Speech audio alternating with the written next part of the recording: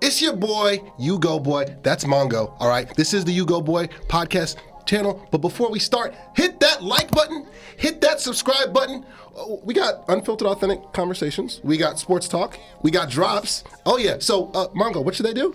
Like and subscribe. Oh, yeah. Yeah, the Dallas Cowboys.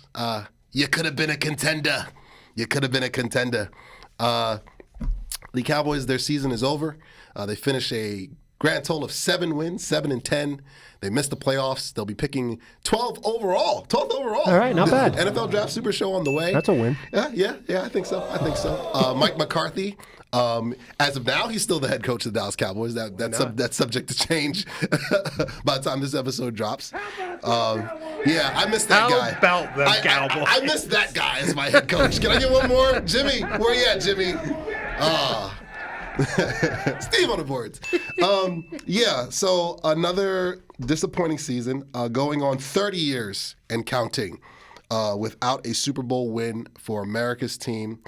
I'm going to remember this season as not what could have been, because we kind of called it probably by week 3 or 4 of our show that they were going nowhere fast. That's right. Even before CeeDee Lamb, with his injury, before the Micah injury, even before the Dak injury, even before the Trayvon Diggs injury. Dom DeMarco, that's a lot of injuries. even that's not even all of them. DeMarcus Lawrence, Nealand, Zach Martin. I could keep going. The injuries destroyed this season, but what destroyed the season before it even started was the soft rebuild, inactivity, the all-in lie by Jerry Jones. What he really meant to say with the all in, he was talking about all in on his acting career, because he made a cameo on The Landman with Billy Bob Thornton on Paramount Plus. It's actually a really good show. Shout out. Yeah. Oh yeah. And he was talking about all in with the Thanksgiving Day halftime performance of country music artists, which escapes me at this moment. The all-in was the soft rebuild. All-in to the draft and a soft rebuild. Dallas was not trying to compete this year. They weren't. And so I'm not surprised that they finished 7-10, missing the playoffs. My question to you, Mongo, is what's next? Where do they go from here, assuming that Mike McCarthy is brought back? I don't see Bill Belichick's he's in college now. That was my choice. Mike Vrabel is being fast-tracked to the Patriots. We're going to get to that with the coaching carousel. Where does Dallas go from here? Listen, it's tricky because we're gonna mourn 2 teams today. Oh yeah. One of those teams is actually atrocious, and one of those teams is the Dallas Cowboys. I agree with you completely. We said from day one they lost the offseason by a mile, but the talent was there. It just literally couldn't get on the field. Facts. So I mean, you're definitely looking already. I mean, you basically have 10 draft picks in that sense, because you're going to have guys coming back and adding to the team. Listen, we did disagree, a couple episodes ago. I said just as a Cowboy fan, you should be hoping they just lose out completely, because we had to hear all the nonsense about how Cooper Kupp needs to be paid like a premium backup. Cooper Rush, Cooper Rush, excuse me. And Trey Lance, looked good, and now do they have 2 premium backups, and Mike McCarthy saved his job, and all this nonsense, and you've kind of played yourself in a position where.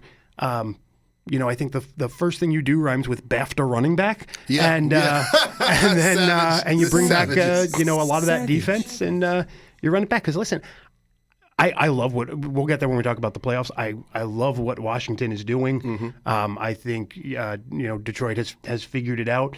But what's unique about the NFC is there's no easy outs, but there's also no absolute unbeatable juggernauts. If you can get into the playoffs, you have a true 1-in-7 shot of going to the Super Bowl.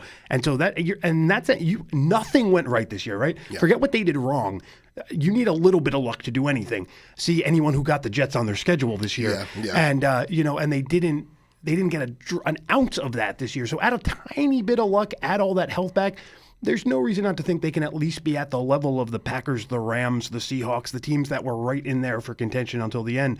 So I'm sure a lot of Cowboy fans, I don't know if you even want to hear this, but the answer is not a whole lot. You've put yourself in a position now, especially by looking good in December. The pieces seem to be there. You need an offense that has at least more than throw to CeeDee Lamb as an option. Subscribe to the channel. Episode 59 of the U-Goboy podcast. Make sure to grab the merch too. Grab the merch. Me and Mongo, we got the hoodies. Hats are on the way at some point, but hoodies are.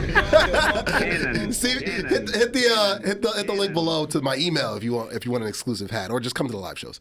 But yeah, I'll feel a lot better when I know what the plan is for free agency, because you can't do nothing. See, the problem is you have to start with exactly. You have to start with the assumption that there is a plan, right? Because that was our assumption last year, and it turned out you could either make the argument the plan was don't do anything, or there was genuinely no plan. Yes, facts. And again, with 30 unrestricted free agents, they can't do that again this year. No, they won't have a team. They literally will just not be a team. Like you got to do something. You're not replacing 30 guys with 10 draft picks and 20 undrafted free agents. Right. You're just not going to do that. So, they bring me a running back, Ashton Genty, I'm looking at you, or an extra pass rusher, Abdul Carter, I'm looking at you. He's not dropping. I won't let him. I will go to the draft and make the pick myself if I have to. Spoiler.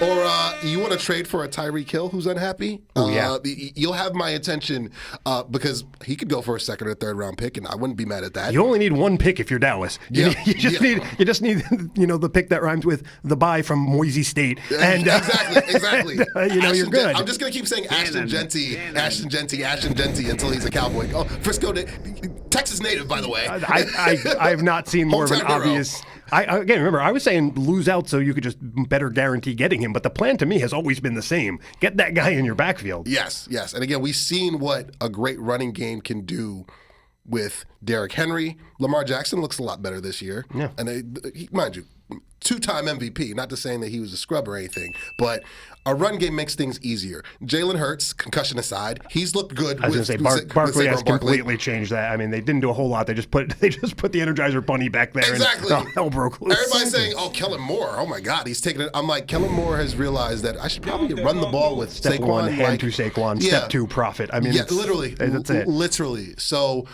if Dallas can reinvest into the run game, plug those holes with free agency, with trades, and the draft. Use all three, and then figure out what you're doing. Are you bringing McCarthy back, or are you hiring Jason Garrett again? What are you doing? What are you doing? So they got a shot to compete again and be contenders again. But we'll see if Jerry can get off of the Landman show and get back to actually trying to be a GM.